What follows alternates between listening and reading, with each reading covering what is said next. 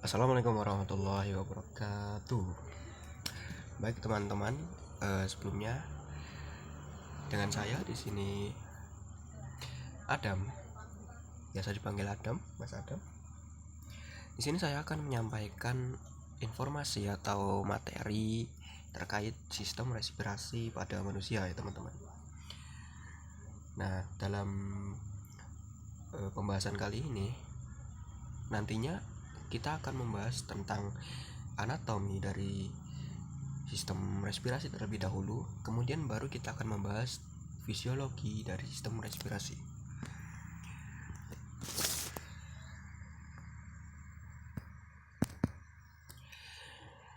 Baik, kita mulai di sini dari struktur anatomi dari sistem respirasi.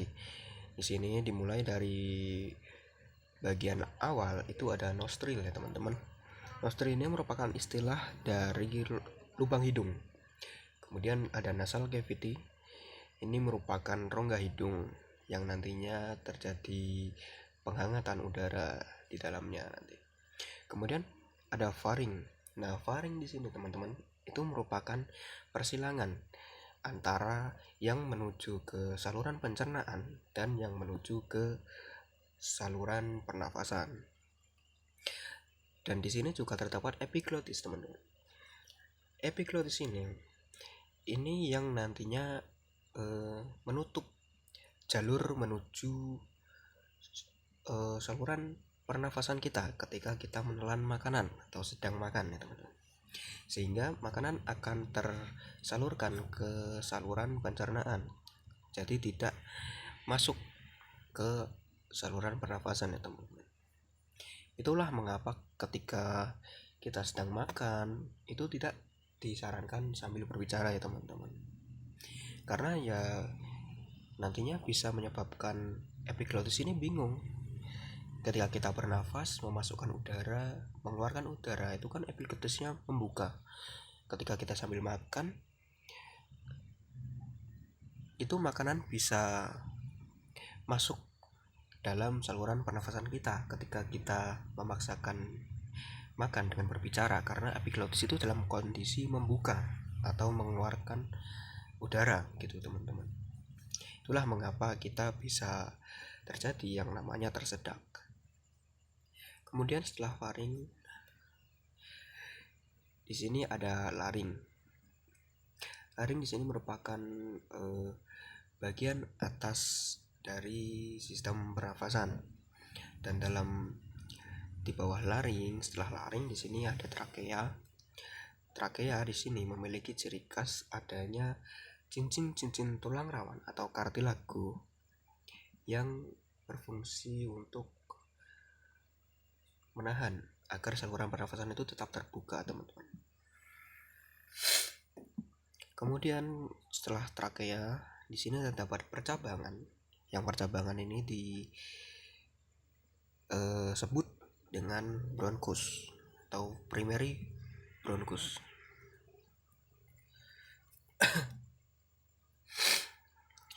Dan bronchus ini tadi akan bercabang menjadi cabang-cabang kecil. Ini nantinya yang akan dinamakan bronchiolus. Dan setiap ujung bronchiolus ini terdapat alveolus. Alveolus ini merupakan kumpulan dari beberapa balon-balon udara atau rongga-rongga udara, itu yang disebut dengan alveoli. Dan di alveolus ini nantinya akan terjadi pertukaran udara atau respirasi. Selanjutnya, aktivitas pada sistem pernafasan manusia, teman-teman. Di sini dibagi menjadi 4 secara garis besar. Yang pertama itu kontrol pernafasan tubuh, kemudian mekanisme ventilasi pulmonal, transport oksigen dan karbon dioksida, dan respirasi eksternal dan internal. Yang pertama di sini kita bahas kontrol pernafasan tubuh, teman-teman. Jadi seseorang dapat bernafas itu merupakan hasil koordinasi dari pons dan medula kita. Yang mana pons dan medula ini terletak di struktur batang otak atau brainstem. di bagian belakang otak kita, teman-teman. Pada pons itu terdapat bagian yang namanya Patented Respiratory Group, yang di sini memiliki dua pusat. Yang pertama adalah pusat apneustik, kemudian yang kedua itu pusat pneumotaksik. Pusat apneustik ini sebagai pemicu fungsi pernafasan, sedangkan pneumotaksik itu sebagai penghambat fungsi pernafasan. Kemudian setelah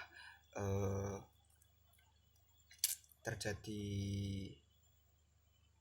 koordinasi dari pons tadi, ini akan pusat apneustik dan pneumotaksik ini akan menginstruksikan pusat Prebotzinger, yang dimana pusat Prebotzinger ini untuk membuat ritme normal pernafasan. Setelah itu akan diteruskan menuju dorsal respiratory group, yang dimana dorsal respiratory group ini akan mempengaruhi otot-otot pernafasan seperti diafragma dan interkostal.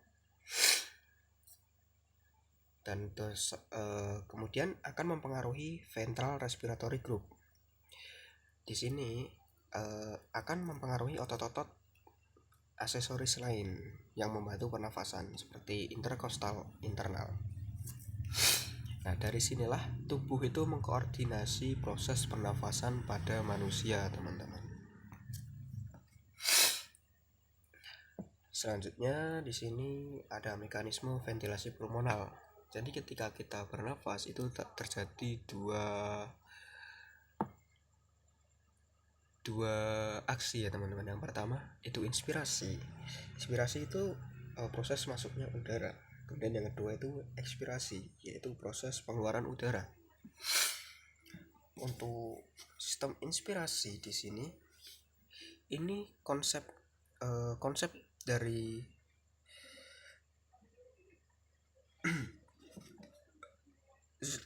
inspirasi tadi kan proses masuknya udara. Nah, kenapa bisa terjadi? Ini terjadi karena terdapat perubahan gradien tekanan.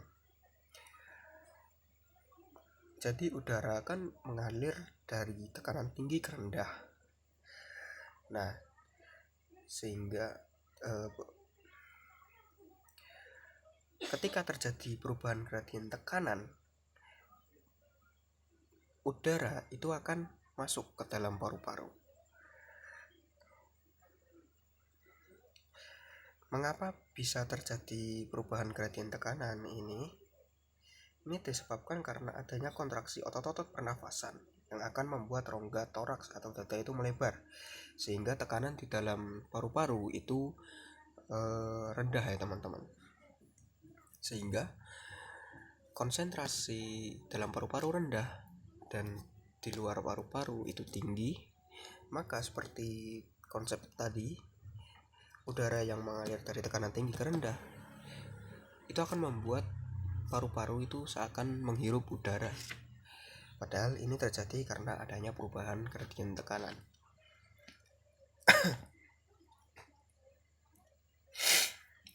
Kemudian waktu ekspirasi. Waktu ekspirasi ini kan tadi dijelaskan bahwa ekspirasi itu merupakan keluarnya udara. Nah, proses ini cenderung pasif karena mengandalkan proses relaksasi otot-otot pernafasan. Nah, rongga dada akan kembali ke posisi semula sehingga udara yang ada di paru-paru itu tertekan atau tekanannya menjadi naik, sehingga tekanan pulmonal akan lebih tinggi dibanding tekanan pada atmosfer, sehingga udara akan terhembus keluar.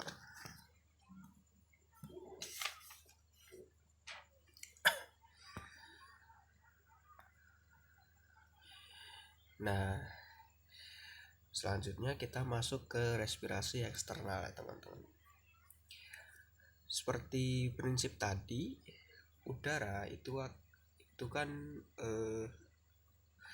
mengalir dari konsentrasi tinggi ke rendah. Nah, ketika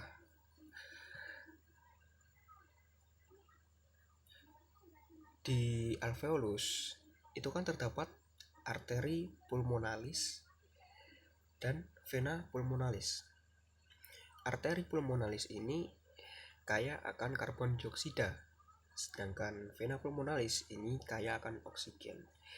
Jadi teman-teman, arteri pulmonalis ini membawa karbon dioksida dari hasil respirasi internal sel-sel kita di seluruh tubuh. Kemudian yang nantinya akan ditukarkan dengan oksigen. Bagaimana bisa ditukarkan? Nah, kembali lagi ke prinsip awal tadi. Udara akan mengalir dari tekanan tinggi ke tekanan rendah.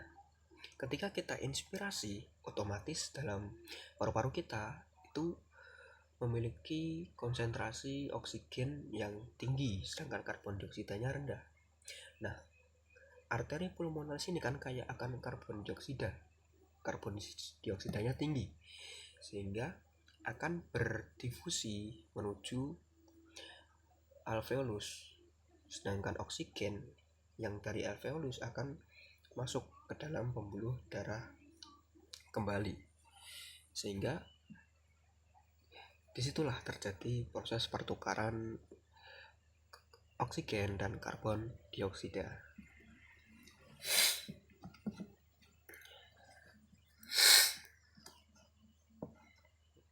Selanjutnya transport gas dalam darah, teman-teman. Jadi oksigen itu dibawa oleh darah, diikat pada hemoglobin sebanyak 97%, dan 3%-nya itu terdapat dalam plasma darah. Sedangkan karbon dioksida itu dibawa oleh 70% dalam bentuk ion bikarbonat dan 20% hemoglobin serta 10% pada plasma.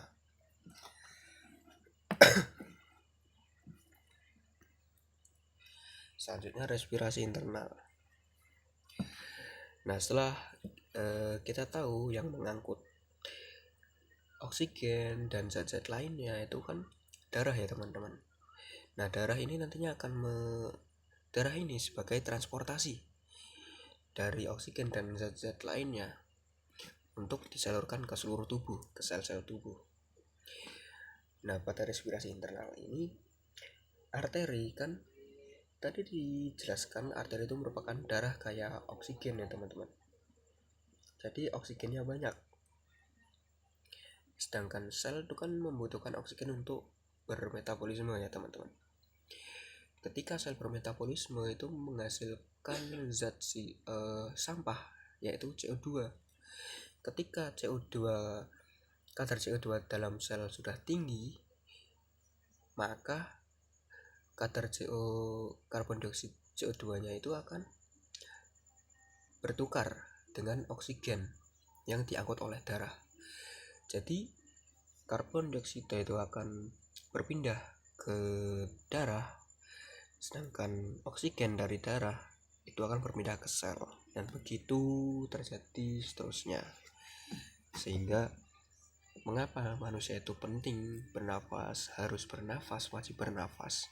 Ya karena sel-sel kita butuh untuk menjalankan metabolismenya, teman-teman.